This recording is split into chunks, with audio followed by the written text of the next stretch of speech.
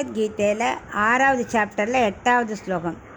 ஞான விஜான திருப்தாத்மா கூட்டஸ்தோ விஜிதேந்திரியக யுக்த இத்யுச்சதே யோகி சமலோஷ்டாஷ்ம காஞ்சனக.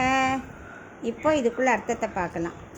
7, 8, 9 3 ஸ்லோகமுமே 10வது ஸ்லோகமான யோகாபியாசத்துக்கு முன்னுரையாக சொன்னார். 7வது சொன்னார் எல்லாம் சமமாக நினைக்கணும், சுக துக்கமோ வெற்றி தோல்வியோ எல்லாமே சமமாக நினைக்கணும் சொன்னார் இல்லையா. அது முதல்ல நிலைன்னு சொன்னார். இப்போ என்ன சொல்கிறாருன்னா, ஆத்ம விஷயம் இருக்கு இல்லையா, அது அறிவு பேரறிவால் திருப்தி அடைஞ்சிருக்கணும். நம்ம புலன்களெல்லாம் அடக்கி இந்திரியங்களெல்லாம் ஜெயிச்சிருக்கணும்.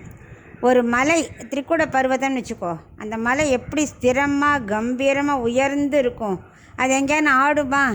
அதை மாதிரி இந்த மனசு எப்படி இருக்கணும், அறிவு பேரறிவால் திருப்தி அடைஞ்சவன் எப்படி மனசு இருக்குன்னா ஸ்திரமாக இருக்குமா, நில கலங்கவே கலங்காதான், மாறுதலுக்கு உட்படாது, இந்திரியங்களெல்லாம் ஜெயிச்சிருப்பான், புலன்கள்லாம் அடக்கியிருப்பான். ஸோ அவனுக்கு ஈஸி, ஆத்ம அறிவால் ஞான அறிவும் அவனுக்கு கிடைக்கிறது ரொம்ப ஈஸி. அவன் அதிலே திருப்தி அடைஞ்சி விடுறான், அவனுக்கு அதுக்கு மேலே வேண்டாம்.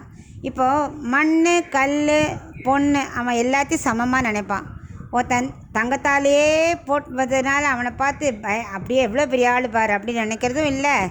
ஒருத்தன் வெறும் கல்லால் எதையா போட்டுட்டாலும் ஐயோ பாவம் ஒன்றுமே இல்லை, ஒரு பித்தளை மாதிரி என்னத்தையோ ஒன்று போட்டு வந்திருக்கானேன்னு நினைக்கிறதும் இல்லை.